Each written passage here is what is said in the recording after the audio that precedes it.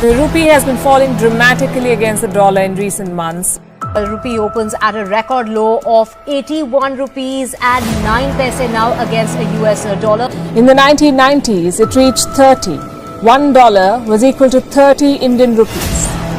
At the turn of the century, it was 44, and today, 80.14. The Indian rupee has breached 80 against the US dollar.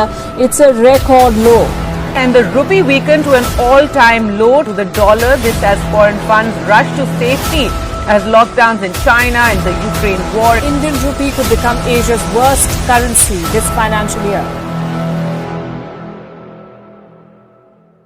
Hi everybody, सितंबर महीने में Indian rupee अपने record लो पर पहुंच चुका है। एक डॉलर के मुकाबले अब इंडियन रूपी पहुंच चुका है 81.69 पर डॉलर, जिसकी वजह से भारत को 7% करेंसी डेप्रिसिएशन देखने को मिला है और फर्दर इसके इंक्रीज होने की संभावना बहुत ज्यादा है।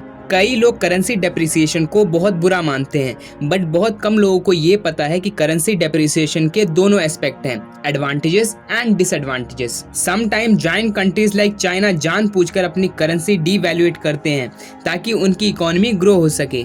तो चलिए समझते हैं कि कैसे एक कंट्री की करेंसी डेप्रिशिएट होने के बावजूद उस कंट्री को फायदा होता है और जायंट कंट्रीज लाइक चाइना जानबूझकर अपनी करेंसी डीवैल्यूएट क्यों करते हैं। तो दोस्तों, सारे सिनेरियो को समझने से पहले हमें ये जरूर पता होना चाहिए कि डेप्रिसिएशन ऑफ करेंसी होता क्या है। Let me explain you with a simple example. अगर मुझे $1 खरीदना है तो उसके लिए मुझे 81.69 रुपीस देना पड़ेगा, क्योंकि रीसेंट डेटा के हिसाब से जो इंडियन करेंसी का डीवैल्यूएशन है ये 81.69 रुपीस पहुंच गया है। सो बेस्ड ऑन दिस मैं ये कह सकता हूँ कि अगर मुझे $1 परचेस करना है तो उसके लिए मुझे 81.69 रुपीस देना पड़ेगा, और कल को यही रेट डेप्रिशिएट होकर और गिर जाती है, लेट्स से 100, तो हम कहेंगे कि INR हैज बीन डीवैल्यूड। तो अब उसी डॉलर को खरीदने के लिए मुझे 81.69 की बजाय 100 रुपीस पे करना पड़ेगा, और इसी को करेंसी का डीवैल्यूएशन कहा जाता है। Technically devaluation of rupee refers to the reduction in the value of domestic currency by the government, और यह सब डॉलर के अगेंस्ट में किया जाता है। जहां एक तरफ हम कहते हैं कि devaluation of a currency is certainly a disaster, but actually it is not that straight forward. Along with disadvantages, कुछ ऐसे एडवांटेजेस भी हैं जो करेंसी डीवैल्यूएशन के कारण एक कंट्री को होती हैं। Like in 2015, China devalued their currency in order to gain economic benefit out of it. And this is the only reason when we see the curve from 2005 to 2020, China's economy is keep on growing. चलिए अब समझते हैं कि कैसे रुपया गिरने से भारत को नुकसान हो रहा है। Let me explain you with a simple example. मान लीजिए आपको कोई सामान इंपोर्ट करने में $1,00,000 चुकाने होते हैं। इस साल की शुरुआत में डॉलर की कीमत थी 75 रुपए, यानी तब हमें इस आयात के लिए 75 लाख रुपए चुकाने पड़ रहे थे। और मान लीजिए रुपये की कीमत अगर डॉलर के हिसाब से 75 से 78 हो जाती है तो वहीं हमें 75 लाख की बजाय 78 लाख चुकाने होंगे, यानी भारत को 3 लाख रुपयों का नुकसान। यह आंकड़ा तो सिर्फ $1,00,000 के हिसाब से निकाला है, जबकि आयात के आंकड़े लाखों करोड़ों डॉलर के होते हैं। तब आप अंदाजा लगा सकते हैं कि रुपयों की वैल्यू गिरने से भारत को इकोनॉमिकली कितना नुकसान झेलना पड़ता है। अगर आंकड़ों पर नजर डाली जाए तो पिछले एक साल में भारतीय रुपया करीबन 25% गिर चुका है तथा इसके और गिरने की संभावना बहुत ज्यादा है। तो चलिए अब डिस्कस कर लेते हैं कि रुपये के डेप्रिसिएशन में कौन कौन से मेजर रीजन इन्वॉल्व हैं। नंबर 1, निर्यात का गिरना। भारतीय मुद्रा में गिरावट का मुख्य कारण निर्यात में गिरावट है, जिसके कारण भारत का ट्रेड बहुत वाइटल रूप से इम्पैक्ट हुआ है। व्यापार में घाटे के कारण अमेरिकी डॉलर की मांग बढ़ जाती है तथा जुलाई 2012 में भारत का व्यापार घाटा बढ़कर $15.5 अरब हो गया।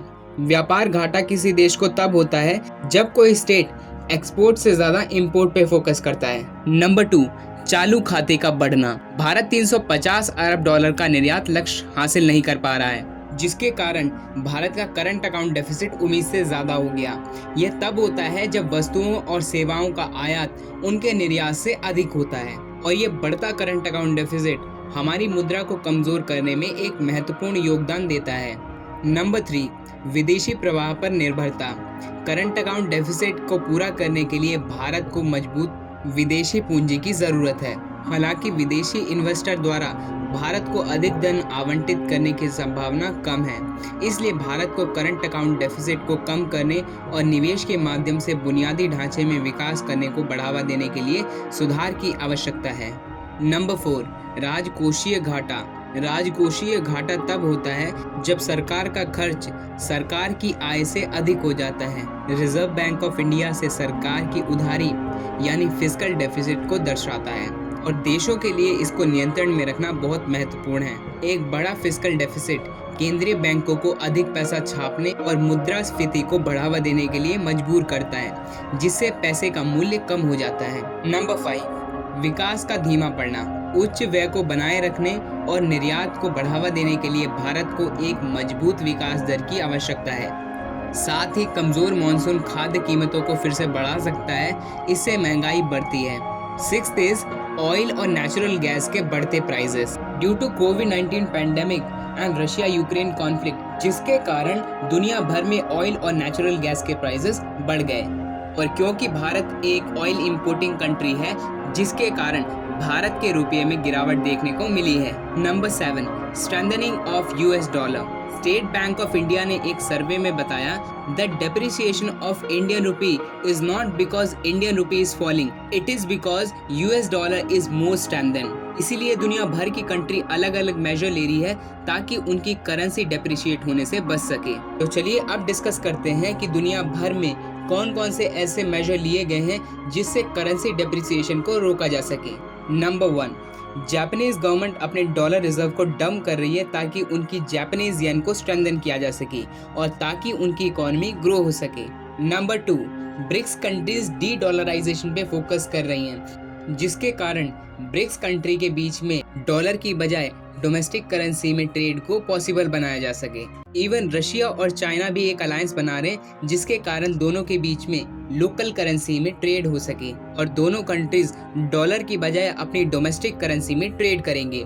This will ultimately give rise to dedollarisation. Even India is also focusing over dedollarisation. Like state bank of India ने अपनी ब्रांच से कहा कि बांग्लादेश के साथ ट्रेड करने के लिए डॉलर को अवॉइड कीजिए, rather trade in domestic currency, that is our Indian rupee। तो चलिए अब डिस्कस कर लेते हैं what are the possible solution for India, जिससे इंडियन रुपी में बढ़ते डेप्रिसिएशन को कम किया जा सके। अभी हाल ही में कैपिटल इकोनॉमी की रिपोर्ट छपी थी, जिसमें इन्होंने बताया कि इंडियन रुपी घटकर दोबारा से 70 रुपए आ जाएगा बाय 2030, अगर इंडिया कुछ कंडीशंस को अच्छे से फुलफिल करता है। नंबर 1, इंडिया अपने इनवॉइस ऑयल पॉलिसी को फॉलो करे, यानी भारत का होने वाला ऑयल ट्रेड सिर्फ और सिर्फ इंडियन रुपी में हो rather than using dollar, and this gonna be very difficult for India because Indian rupee में ट्रेड करना भारत की इकोनॉमी और इंडियन ट्रेड पर्सपेक्टिव से बहुत ज्यादा बेनिफिट करेगा।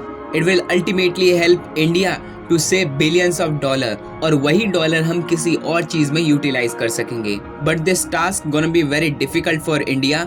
रशिया को मनाना उतना डिफिकल्ट नहीं होगा जितना बाकी कंट्रीज। अगर ऑयल परसेंटेज की बात करें तो हम रशिया से सिर्फ 15 to 14% ही ऑयल इंपोर्ट करते हैं, बाकी 85% दूसरी कंट्रीज से, like African countries, middle east etcetera, जिसमें सऊदी अरेबिया, नाइजीरिया, अंगोला ऐसी कंट्रीज शामिल हैं। तो इंडिया को इन सब से बात करनी होगी और एक मैकेनिज्म स्टैब्लिश करना होगा, जिसके तहत ये कंट्रीज भारत के साथ ऑयल ट्रेड करने के लिए डॉलर की बजाय लोकल करेंसी में ट्रेड पॉसिबल हो सके। बट इन सब कंट्रीज को अग्री करवाना भारत के लिए बहुत ज्यादा चैलेंजिंग होगा। इंडिया के लिए नीड ऑफ द आवर यही है कि भारत अपने ट्रेडिंग पार्टनर के साथ डॉलर की बजाय इंडियन रुपी में ट्रेड करे, ताकि भारत डी डॉलराइजेशन पे फोकस कर सके, ताकि भारत के बढ़ते इंडियन रुपी डेप्रिसिएशन को कम किया जा सके और भारत की इंडियन रुपी को स्ट्रांग बनाया जा सके। That's it from my side. अगर वीडियो आपको पसंद आया तो please like it, please share it. Thank you.